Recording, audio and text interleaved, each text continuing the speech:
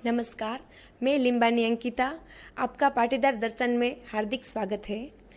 अब हम मिलेंगे मंडलेश्वर श्री जनार्दन हरि जी महाराज। चैत्र मासुद बीज का महिमा क्या है?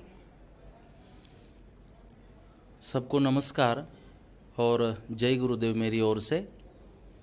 और जो हमारी हिंदू परंपरा के अनुसार जो नए वर्ष की नए साल की शुरुआत हो रही है, तो उसकी मैं आप सबको शुभकामनाएं भेजता हूँ, जिसको हम गुड़ी पाड़वा भी बोलते हैं।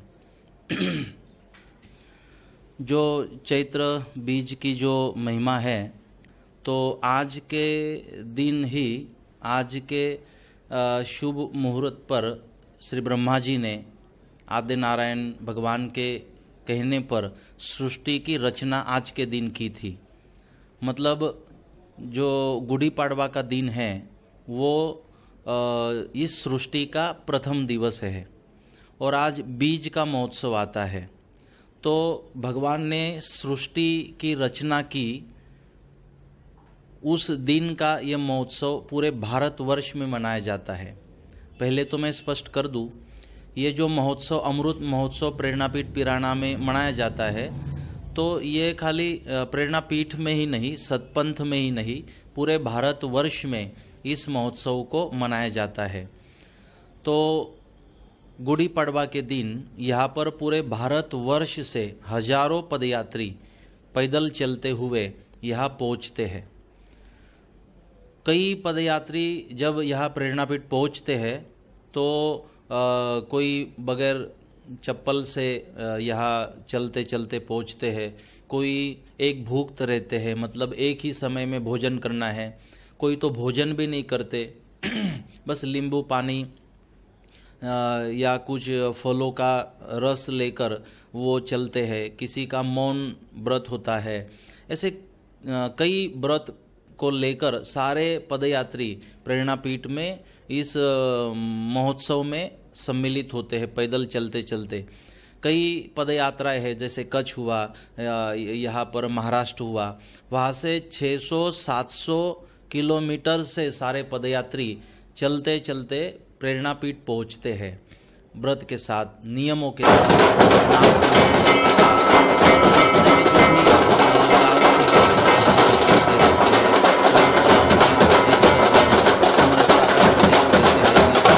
मुक्ति का संदेश देते हैं। सांप्रदायिक समन्वय का, जो भी हमारे हिंदू धर्म में पंथ है, अलग अलग संप्रदाय है, उनके समन्वय का संदेश देते हुए सारी पदयात्राएं साधना करते करते यहाँ प्रेरणापीठ पहुँचती है गुड़ी पाड़वा के दिन। और जब गुड़ी पाड़वा को सारी पदयात्राएं पहुँच जाती है तो बीज के दिन, जैसे फिर पहला दिन माना जाता है बीज का सृष्टि निर्माण के बाद, तो उस दिन यहाँ सारे पदयात्री एक जगह पे इकट्ठा होते हैं। और यहाँ पहुँचने के बाद यहाँ की बहुत ही एक आदर्शवत परंपरा है कि हमेशा हमारे पास अगर हमारे गुरुजी आ रहे हो, हमारे जगत गुरुजी संत आ रहे हो, तो हम उनका सामैया करते हैं, उनको उनके सामने जाते हैं, वेलकम करते हैं।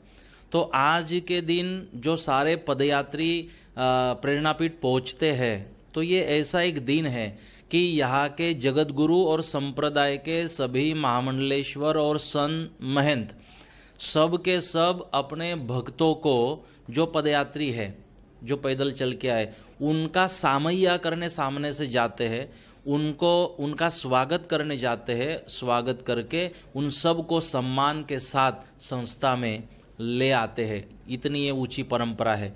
मतलब भक्तों की महिमा कितनी ऊंची है, इसको दर्शाने वाली ये परंपरा है, जिसे अमृत महोत्सव कहा जाता है। अमृत महोत्सव इसलिए कहा जाता है कि सारे अलग अलग राज्यों से, पूरे भारतवर्ष से अलग अलग राज्यों से यहाँ पदयात्री आते हैं, इकट्ठा होते हैं, संघ मेला इसको बोलते हैं, सब इकट्ठा होते हैं। अमृत महोत्सव इसलिए बोला जाता है समरसता के कारण, एकात्मता के कारण सारे राज्य आज जुड़ते हैं, इसलिए अमृत महोत्सव इसका नाम रखा गया। तो आज के दिन का महत्व इसीलिए है कि आज के दिन भगवान ब्रह्मा जी ने सृष्टि की रचना की थी और सृष्टि की रचना से रचना आज के दिन करके फिर सृष्टि का कार्य शुरू हुआ। तो आज से हिंदू धर्म पंचांग के अनुसार नया जो साल है आज से शुरू होता है, गुड़ी पड़वा से। और इसीलिए पूरा जो आने वाला हमारा वर्ष है, आने वाला जो साल है, वो हम सब के लिए, इस देशवासियों के लिए, सबके कल्याण के लिए अच्छा रहे, सबको सुख शांति मिले, सबकी मनोकामनाएं पूर्ण हो, सबको शारीरिक आर्थिक मानसिक स्वास्थ्य मिले, इसकी कामना करने हेतु आज संघ मेला होता है। भगवान को आज प्रार्थना की जाती है कि हमारे इस विश्व में शांति बनी रहे, भारतवर्ष में समरसता बनी रहे, राष्ट्र का कल्याण हो, अधर्म का नाश हो, धर्म की जय जयकार हो। इस शुभ कामनाओं को लेकर अमृत महोत्सव का आयोजन किया जाता है। सारे श्रद्धालु संप्रदाय के सारे संत महात्मा यहाँ आज पहुँचते हैं, सबका एक मिलन होता है, सबके प्रवचन होते हैं, यहाँ सबको आशीर्वाद मिलता है और आनंद के साथ यह महोत्सव मनाया जाता है। तो आज का दिन का महत्व है कि आज सृष्टि की शुरुआत बीज को हुई थी, इसलिए ये बीज महोत्सव मनाया जाता है, जिसे अमृत महोत्सव के नाम से हम जानते हैं। और सतपंथ संप्रदाय क्या है? सतपंथ संप्रदाय, सतपंथ अपने आप में ये जवाब है सत कि जो सत है, जो शाश्वत है, जो सनातन है, जो अजर अमर अविनाशी है, एक ही तत्व इस सृष्टि में है, वो है सत, जिसका कभी विनाश नहीं होता, जो अविनाशी माना जाता है सत। तो इसीलिए आदि जगत गुरु शंकराचार्य भगवान भी कहते हैं कि ये जो सत है वही अविनाशी है और जगत जिसका निर्माण हुआ वो मिथ्या है। जिसका निर्माण नहीं हुआ, जो स्वयं निर्मित है, उसको सत कहा गया। और निर्माण न होने के कारण उसका विनाश नहीं होता। विनाश उसी चीज का होता है जिसका निर्माण होता हो। जिसका जन्म होता है उसी की मृत्यु हो सकती है, होती है। तो सत अविनाशी है, शाश्वत है। तो उस सत को प्राप्त करने की हम कोशिश करें। वो जो अविनाशी तत्व है, अजर अमर तत्व है, तो उस तत्व की ओर ले जाने वाला जो रास्ता है, उस रास्ते को हम पंथ कहते हैं। तो उसकी ओर जाने वाला जो रास्ता है उसे हम कहेंगे सतपंथ। कोई अहमदाबाद वाला रास्ता हो तो हम कहेंगे ना भाई ये रास्ता कहा जाता है, तो सामने वाला कहेगा ये अहमदाबाद वाला रास्ता है। तो उसी तरह ये सतपंथ जो है वो सत की ओर ले जाने वाला पंथ है। और सत की ओर हम तब जा सकते हैं जब हमारा आचरण शुद्ध हो। इसलिए सतपंथ में सद्गुरुदेव भगवान ने हमें शिक्षा पत्री दी, जिसमें 100 नियम हैं। तो 100 नियमों का अगर हम अभ्यास करें, 100 नियमों को अगर समझने की कोशिश करें, तो तन मन से, हमारी काया और वाचा से कई ऐसे पाप होते रहते हैं। तो वो पाप भी काया से या वाचा से या मन से हम पाप न करें, हम शुद्ध रहे, हम पवित्र रहे और अच्छा आचरण करने की कोशिश करें, तो हम सत की तरफ जाने के लिए लायक बनते हैं। जैसे कि कोई ऑपरेशन करवाना हो तो पहले अगर शुगर हो तो वो नॉर्मल करवानी होती है, बीपी हो तो वो नॉर्मल करवानी होती है, फिर डॉक्टर ऑपरेशन करते हैं। कितनी भी इमरजेंसी हो, पहले तो वो बॉडी को अनुकूल करते हैं। उसी तरह अगर हमें सत के पंथ पर चलना हो, अगर सत की तरफ जाना हो, तो हमारी अनुकूलता जरूरी है, हमारी आचरण की अनुकूलता जरूरी है, हमारी योग्यता हो। अभी तो स्कूल में एडमिशन करवाने के, जूनियर केजी से चालू करो तो स्कूल में एडमिशन करवाना हो तो इंटरव्यू देनी पड़ती है। पहले वो स्कूल वाले भी पहले कोशिश करते हैं कि ये योग्य है नहीं है, अनुकूल है नहीं है, इसके एडमिशन करवाना है नहीं करवाना है, तो वो भी पहले देखते हैं। ये तो धर्म की बात है, तो सत्य की बात है। तो यहाँ भी आपका अनुकूल होना, आपका योग्य होना, आपका पात्र होना जरूरी बनता है। इसलिए सदगुरुदेव ने सतपंथ में शिक्षा पत्री दी, 100 नियम दिए कि उसमें नीलू झाड़ तोड़ू नहीं, पेड़ को काटना नहीं है, प्रभाते फूल चूटू नहीं, कि सुबह सुबह के समय फूल तोड़ना नहीं है, कली तोड़ना नहीं है फूल की, किसकी निंदा करनी नहीं है, हमारे से जो बड़े उनका सम्मान करना है, जो छोटे हैं तो उनकी अगर गलती होती है तो उसको माफ़ करना है, सबके साथ आनंद से हमने रहना है, किसी का विरोध नहीं करना है, अगर हम धर्मों को मानते हैं तो झगड़ा नहीं करना है, किसी से नफरत नहीं करना है, समाज को तोड़ना नहीं है, हमने संप्रदाय के नाम से, पंथ के नाम से हिंदू धर्म में झगड़े नहीं करने हैं, हमने एक साथ रहना है। ऐसी सारी शिक्षापत्री सद्गुरुदेव ने सतपंथ के अंदर दी। तो सतपंथ संप्रदाय में सत की उपासना की जाती है। इसमें कई बार सवाल आता है, शायद मैं सोचता हूँ कि उसी स्वभाव से आपने भी मुझे सवाल किया होगा, कुछ सुनने के बाद ही मुझे आपने सवाल पूछा है।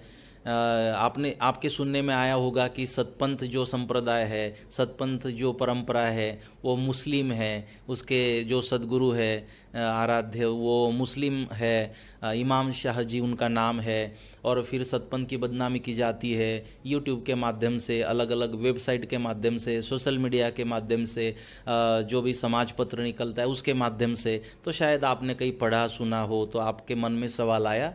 अच्छा हुआ कि आपने पूछा, क्योंकि जब हम इन सवालों को बस न्यूज़पेपर में पढ़ते रहेंगे, हम वेबसाइट में सुनते रहेंगे, तो मैं मानता हूँ हम सतपंथ को कभी समझ नहीं पाएंगे और हिंदू धर्म को नुकसान करने का काम करते रहेंगे। लेकिन अगर हमें कोई जानकारी चाहिए या कोई तर्क वितर्क है, हमने गलत पढ़ा या तो गलत सुना, तो हमारी जिम्मेदारी बनती है, जिसका हिंदू धर्म के ऊपर प्रेम है, जो हिंदू धर्म को विशाल बनाना चाहता है, वो मेरे जैसे सतपंथ के किसी एक वक्ता को जाके प्रश्न पूछे जैसे आपने पूछा, और अपनी शंका कुशंकाओं को दूर करे, हिंदू धर्म को और भी विशाल बनाने की कोशिश करे। तो आपका सवाल वाजिब है। तो शायद उसी स्वभाव से आपने पूछा होगा, जो गलत जानकारी आपने सुनी होगी, पढ़ी होगी। तो सतपंथ की परंपरा और ये जो आक्रमण किया जा रहा है सतपंथ संप्रदाय के अनुयायियों को अलग करने का, तो मैं मानता हूँ हिंदू धर्म के विरोध में जो षड्यंत्र चल रहा है उसका एक ये हिस्सा है कि सतपंथियों को जबरदस्ती मुसलमान बनाना, ये षड्यंत्र का हिस्सा है। इससे हिंदू धर्मी जो है वो सावधान रहे, क्योंकि सतपंथ संप्रदाय के जो अनुयायी है वो 10 अवतार को मानते हैं, वो भगवान विष्णु के 24 अवतारों को मानते हैं, उसमें 10 अवतार जो प्रमुख है उनको मानते हैं, उसमें भगवान विष्णु के 10वें जो अवतार है जिनको निष्कलंकी नारायण भगवान कहा गया सतपंथ में, जिनको सारे वेद शास्त्रों में संतों ने कल्कि भगवान कहा। तो कोई अलग बात नहीं होती है कि कल्कि भगवान कहा या उन्हें निष्कलंकी नारायण कहा और सतपंथ में ही निष्कलंक नारायण बोलते हैं, ऐसा नहीं है। कई संतों की वाणी को आप सुने जिन्होंने आगम वाणी की है, तो उन्होंने भी निष्कलंकी शब्दों का प्रयोग किया है। तो भगवान के 10 अवतार को माना जाता है। सतपंथ में कलश पूजा की जाती है, घट पूजा की जाती है। घट पूजा का मतलब है सृष्टि ब्रह्मांड का प्रतीक घट की स्थापना की जाती है और उस घट में जल भरा जाता है और पूरे विश्व ब्रह्मांड के देवी देवताओं को आह्वान करके उस घट की पूजा की जाती है, जो विश्व ब्रह्मांड का प्रतीक है।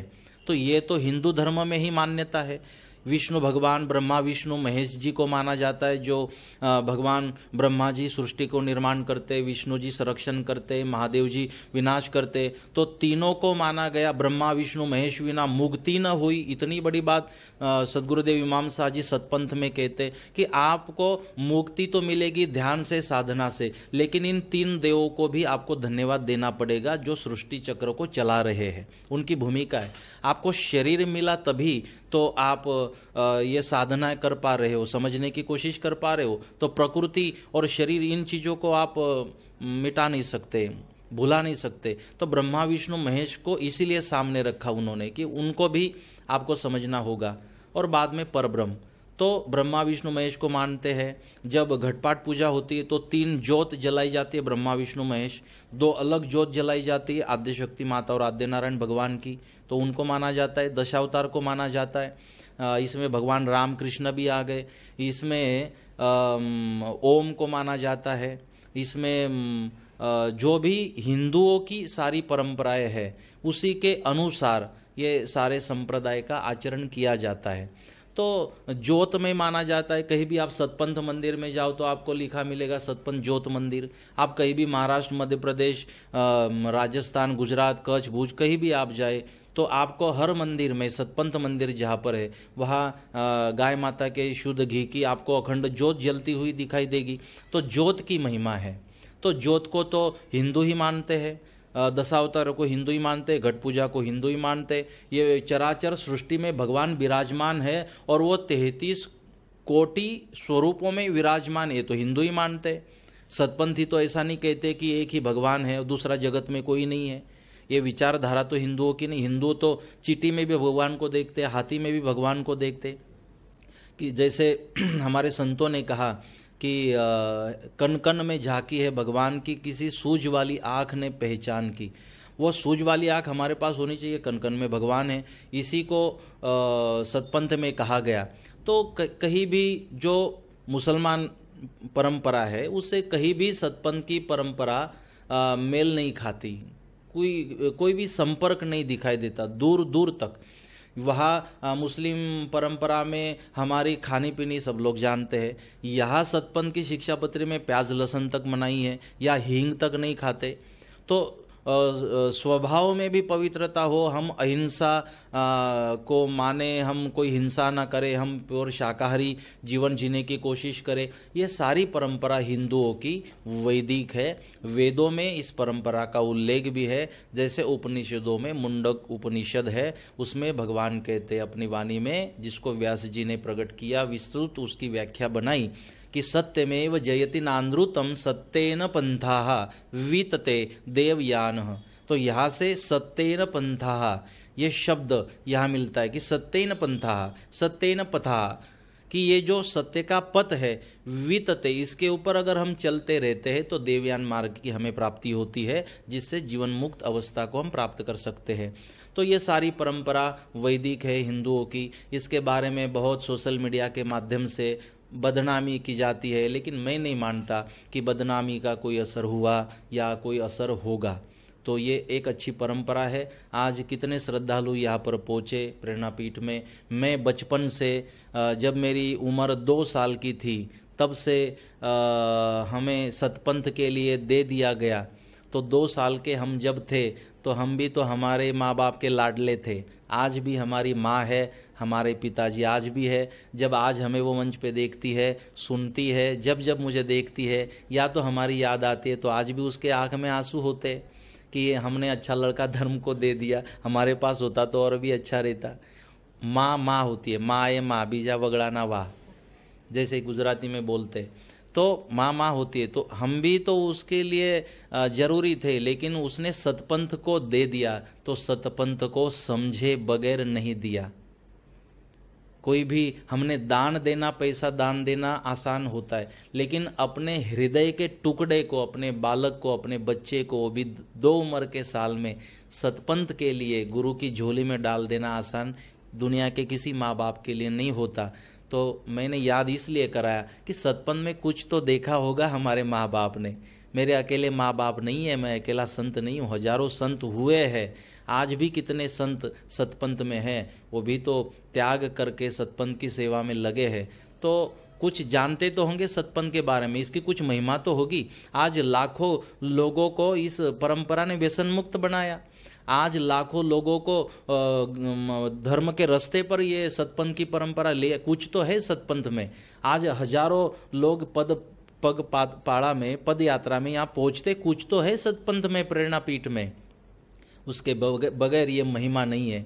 आज जो भी सतपंथ का कोई भी छोटा बड़ा कार्यक्रम हो, लोग जुड़ते सेवा देते हैं। अभी अभी हम 400 स्वयं सेवक थे जिनको प्रसाद देकर आए। आज 3 दिन से प्रेरणापीठ में सेवा दे 400 स्वयं सेवक युवान 3 दिन से पूरा दिन रात लगे। कुछ तो होगा प्रेरणापीठ में, कुछ तो इसका प्रभाव होगा सतपंथ में, कुछ तो होगा जो 400 युवान यहाँ 3 दिन की सेवा देते और बगैर कोई स्वार्थ के, मान सम्मान के कुछ तो है। मेरे जैसे कई संत है, और संत समिति, अखिल भारतीय संत समिति वामदेव जी महाराज, जिन्होंने संत समिति का निर्माण किया, 127 संप्रदायों को जोड़ा, उसमें सतपंथ को भी जोड़ा।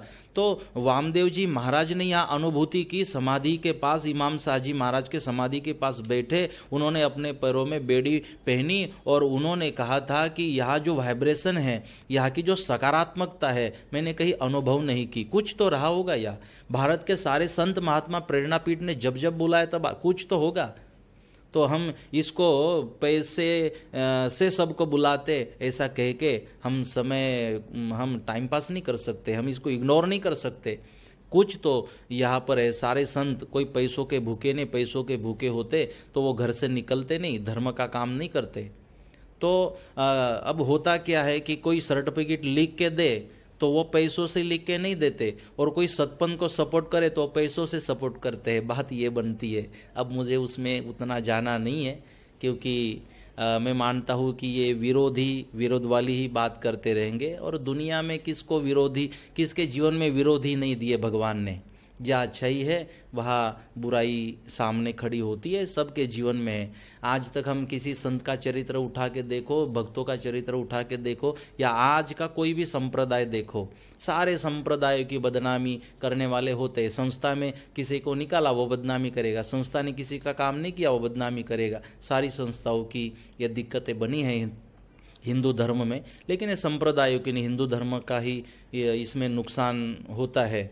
तो ये विरोधी है। अब ज्ञानेश्वर महाराज हमारे महाराष्ट्र के संत हुए, तो ज्ञानेश्वर महाराज तो ब्राह्मण के पुत्र थे, लेकिन फिर भी उन चारों भाइयों को समाज से बाहर निकाल दिया था। छोटी गलती थी ही नहीं परिवार की, लेकिन ब्राह्मण के पुत्र होने के बाद भी चारों भाइयों को जब छोटी उम्र थी घर से बाहर निकाल दिया। कोई उनको रोटी नहीं खिलाते, जो रोटी खिलाएगा उनको भी समाज से बाहर कर दिया जाएगा। इतनी कठिनाइयों में उन्होंने धर्म का प्रचार प्रसार किया ज्ञानेश्वर महाराज ने। अब उनकी कौन सी भूल थी जो समाज से निकाल दिया, गाँव से निकाल दिया, बहिष्कृत कर दिया। तो ये आज की बात नहीं है, पहले से चली आ रही है। मीराबाई के साथ क्या हुआ, प्रहलाद के साथ क्या हुआ, ध्रुव को तो गोद से उठा के फेंक दिया गया, सबके साथ हुआ है। और ये मैं मानता होता रहेगा, और ये इसलिए होता रहेगा, भगवान इसलिए करवाते रहते हैं कि जो धर्मी है वो मजबूत बनते रहे। क्योंकि ये दिक्कतें ही हमें मजबूत बनाती है, बड़ा बनाती है। अगर संघर्ष ना हो तो जीवन जीने का और संप्रदाय में काम करने का कोई मज़ा भी नहीं है। तो शायद इसीलिए ये सारी दिक्कतें आते रहती है। लेकिन हम मजबूत हैं। हमारे कितने संत सतपंथ में आ रहे हैं, संत बन रहे हैं, विकास हो रहा है और समाज व्यसन मुक्त हो रहा है। बहुत आनंद है, मैं बहुत प्रसन्न हूँ। मेरा सौभाग्य है मुझे भारत में जन्म मिला, मेरा सौभाग्य है मुझे हिंदू धर्म में जन्म मिला, मेरा बहुत बड़ा सौभाग्य है मुझे सतपंथ की परंपरा मिली। और मैं धन्यवाद दूंगा अपने माँ बाप को, मैं धन्यवाद दूंगा अपने गुरु को, मैं धन्यवाद दूंगा सदगुरुदेव इमाम साहजी महाराज और भगवान निष्कलंकी नारायण को कि उन्होंने मुझे योग्य समझा, काबिल समझा, मेरे से सेवा सतपंथ की करवा रहे हैं। और मैं अंतिम श्वास तक सतपंथ की सेवा करता रहूँगा, मेरा संकल्प है, मेरी शपथ है। और जैसे कि मैं जो आन बान शान है सतपंथ की, मैं उसके लिए कटिबद्ध हूँ। चाहे मेरा सिर भी कट जाए, चाहे जीवन दाव पे लगाना पड़े, चाहे उसके बदले में जो करना पड़े, मैं तैयार हूँ। और मेरा जीवन उसी के लिए समर्पित है। और जब हम समर्पित हुए 1997 में 22 दिसंबर को, उसी दिन हमारा पिंडदान हो चुका है। इसलिए हमें मृत्यु की, मरने की वो भी चिंता हमारे जीवन में नहीं होती। हमारा पिंडदान होके हमारी सारी विधि, उसी दिन हमने जनेऊ भी पहनी, उसी दिन हमारी सारी मेहनताई हुई, उसी दिन हमारा तिलक विधि हुआ, हिंदू परंपरा के अनुसार हमें गादीपति बनाया गया, पिंडदान उसी दिन हुआ। तो हम विरक्त है, हम परे है अपने जीवन से। कल आने वाली मृत्यु अगर आ जाती हो, अब आती हो, तो हमें उसकी चिंता नहीं है, क्योंकि हम अच्छा करके जा रहे हैं, इसका समाधान है। इसलिए जब चाहे भगवान हमें ले जाए, उसकी चिंता नहीं है। लेकिन जब तक श्वास रहेगी सतपंथ का काम हम करते रहेंगे, युवाओं के साथ जुड़े रहेंगे, सतपंथियों के साथ, इस देश के साथ, देशवासियों के साथ जुड़े रहेंगे। सतपंथ की परंपरा भारत को मजबूत बनाती है, हिंदू धर्म को मजबूत बनाती है, राष्ट्र को एक करने का काम करती है। आपके सवाल पूछने के लिए मैं आपको भी धन्यवाद करता हूँ। और भी अगर सतपंथ के बारे में जिस किसी को मैं मानता हूँ अगर कोई भी सवाल हो तो मेरे से आप संपर्क कर सकते हैं और मैं ज़रूर कोशिश करूँगा सतपंथ की ओर से आपके सवालों का जवाब देने की। आपको बहुत धन्यवाद। पाटीदार दर्शन में आपका कीमती समय देने के लिए खूब खूब धन्यवाद।